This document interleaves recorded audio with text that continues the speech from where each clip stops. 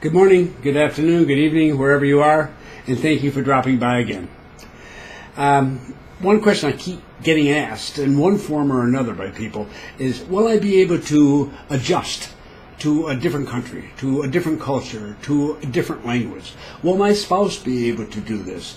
How do we know whether we can do it or not? And it's a legitimate concern, I understand, particularly if it's the first time you've ever done it. All right. My response is to each individual is I have no idea in your case. Because quite frankly, over 50, this is my 50th anniversary of overseas work, and 50 years, I've seen people who have been very skeptical, very, very skeptical, even negative about moving overseas, but had to do it for some reason or another, and it's worked out beautifully, and they're delighted, and they're just very thankful they had the opportunity. And I've known others who thought, oh, this is going to be a piece of cake, this is going to be fun and easy and wonderful, and then run into problems and gotten very unhappy, and it just didn't work for them. So in the beginning, you look at people, you think, this one will make it, this one won't, and then you discover a year or two later that, yeah, you were right sometimes, and you were wrong sometimes. You just can't judge that in advance. But I'm going to talk to you, nonetheless, about how you can deal with certain adjustment concerns. And there's one adjustment concern that comes out all the time, even if it's not specifically mentioned in somebody's email or conversation. But it's there. They will talk about it. And it's basically a problem of much of the world today, certainly North America and Europe, very much so, and parts of Asia, parts of Latin America, people who are interested in Panama. In their own home societies, there are all sorts of conflicts going on. There are all sorts of changes and adjustments they're having to make constantly to things they don't want to have to worry about. They don't want to have to adjust. They want them taken care of, but they're not. And the frustration gets really powerful. And sometimes the anger just gets out of hand. And I really feel for these folks because it's terribly difficult to deal with so many different things happening in so many different parts of the world and in our own societies that we can't adjust to everything. It's too much. We feel overwhelmed. And our leadership is apparently overwhelmed too, and it doesn't seem to be able to effectively respond to these, even though, of course, they always promise to when they run for office. If we're living in democracies, which 98% of us, thank God, are. But the simple lesson here is that this is a period in human history, and there's a lot of change going on, and it's all over the world. And it has to do with societies and economies and politics and everything else.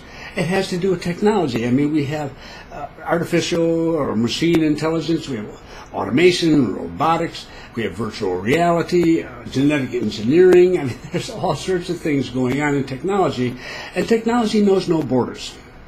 It's going everywhere, and you can't get away from it. It will follow you because humans are anywhere near you, they're going to be bringing that with them.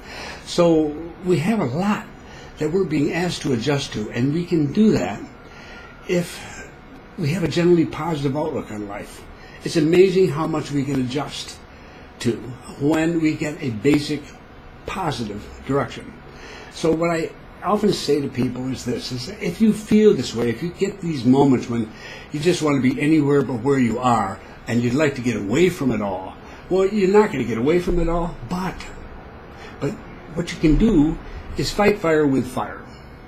Basically, your problem is so many changes you have to adapt to, and you have no sense of control, no sense of even being able to influence these things that come into your life and force you to change. So come up with your own change. That's how you take control. You find your own change and make it a big one. And certainly, moving overseas to another country is a big one. And when you do, then this focuses you on something you want to do, on whether it's moving or it could be anything. But you focus on something major that's really going to absorb your mind, your actions, everything about you for some period of time because it's so challenging. But it's something you want to do. You're adapting to something you want to have happen, a good change that you're making happen. It's totally different than all these other changes you're being forced to adapt to that you don't want to. It's rather like being sick and in pain and feeling miserable about yourself. and somebody walks in the room, it's a friend or a loved one, and they sit down and they talk to you, and it's great, and you're really happy to see them, and 2 or 3 minutes later, that pain has subsided. It may even have disappeared for a while. It's because your mind finds something positive to focus on. It will focus on it. It likes it. It's a good feeling. And all the negative feelings that you have out there, they just sort of fade away into the background. They certainly become more manageable if you've got that something positive there.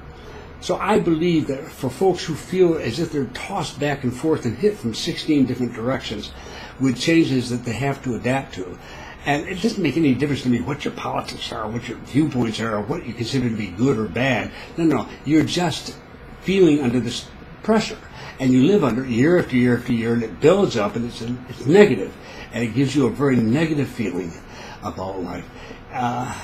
That's what I say to do is focus on something really good. Fight that fire with a bigger fire, a fire in your heart and your mind, wanting to change. If you do that, I think you'll find that change that you've chosen, that you have direct influence over, that change is going to drive so many of the negative changes out of your life, or at least off to one side where they can be dealt with. So that's basically what I have to say on the topic, is that don't instead of being upset by this, use it for your own good, this need to adjust, and adjust to something that's worthwhile. So I hope that's a little bit helpful to people. I will say this, by the way, I should. This is the 4th time that I have taped this particular little piece today. And because the other 3, I just didn't like them. It's really a challenge, folks. I mean, I've been on national television up in the U.S. I've been on television in Australia. I've been on BBC, and I have been in one case with the Reuters back in the news day when they had a news service that was televised on a global connection and so forth. And I have no problem with that. I enjoy it. It works really well for me. But that's because I'm talking to a human being and I'm seeing them and I'm being interviewed, basically. And yet here I'm having to talk to a little tiny camera. I know you're on the other side there, but I can't see you. And it can lead to my just sort of wobbling around and struggling to try to get ideas across. I'm nowhere near as well organized as when I'm actually talking to a human being. So I apologize for the amateur nature of these videos. I'm having a conversation with you. I just can't see you, and that's sort of too bad. I really wish I could. But in the meantime, keep in mind that I'm here because I want to be here. And this is a change for me too, and it's an adjustment I have to make. And it's worth it.